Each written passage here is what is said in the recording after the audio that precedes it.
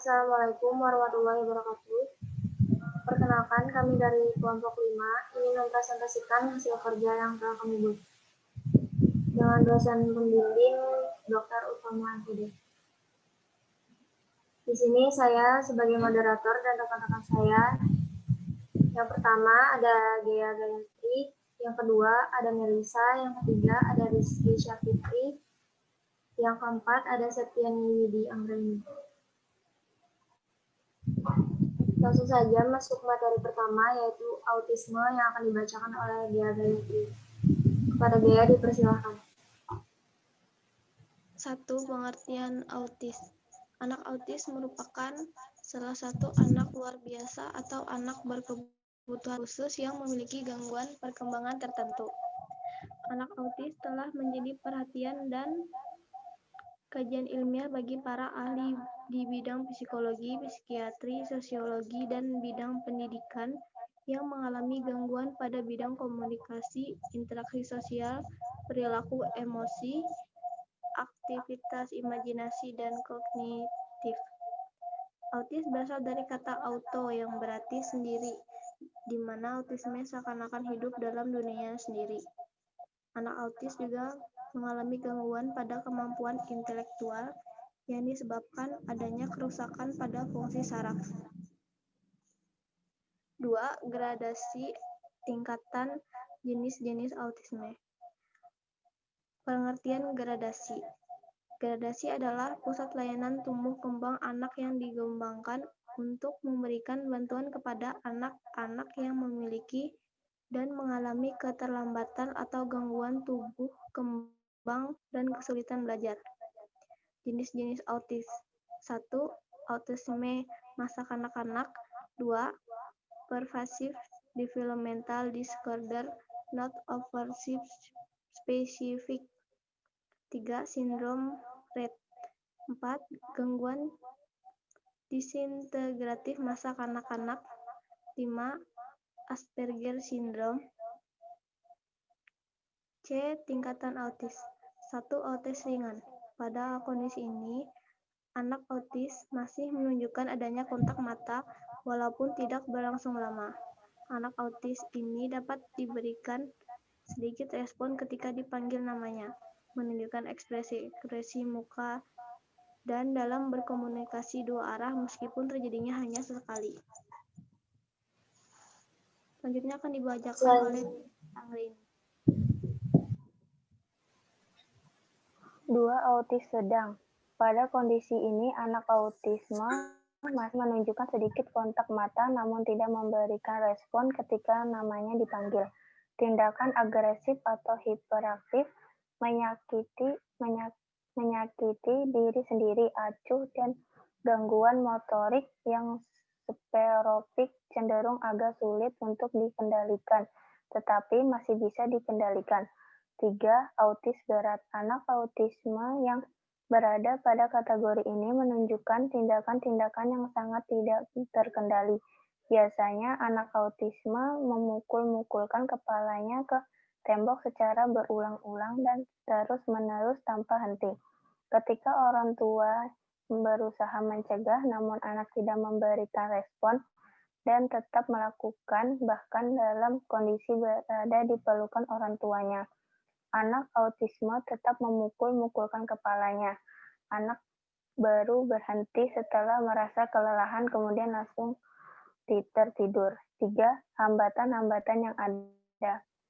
A. Hambatan perkembangan anak autis secara potensial memiliki resiko tinggi terhadap munculnya hambatan dan berbagai aspek perkembangan, baik fisik, psikologis, sosial, atau bahkan totalitas perkembangan kepribadiannya. B. Hambatan belajar dalam dimensi proses ketidakmampuan, kesulitan, kegagalan untuk menangkap informasi, menafsirkan dalam dimensi produk, kegagalan untuk mencapai prestasi sesuai harapan atau tujuan secara akademik, kesulitan dalam mengikuti pelajaran. C. Interaksi sosial. terdapat keengganan untuk berinteraksi secara aktif dengan orang lain, sering terganggu dengan keberadaan orang lain di sekitarnya, tidak dapat bermain dengan anak lain, lebih senang menyendiri, dan sebagainya. D. Komunikasi. Cenderung mengalami hambatan mengekspresikan diri, sulit bertanya sesuai konteks, sering membeo ucapan orang lain, mengalami hambatan bicara secara total. Selanjutnya akan dibicarakan oleh Septiani Widi. Tingkah laku. 1.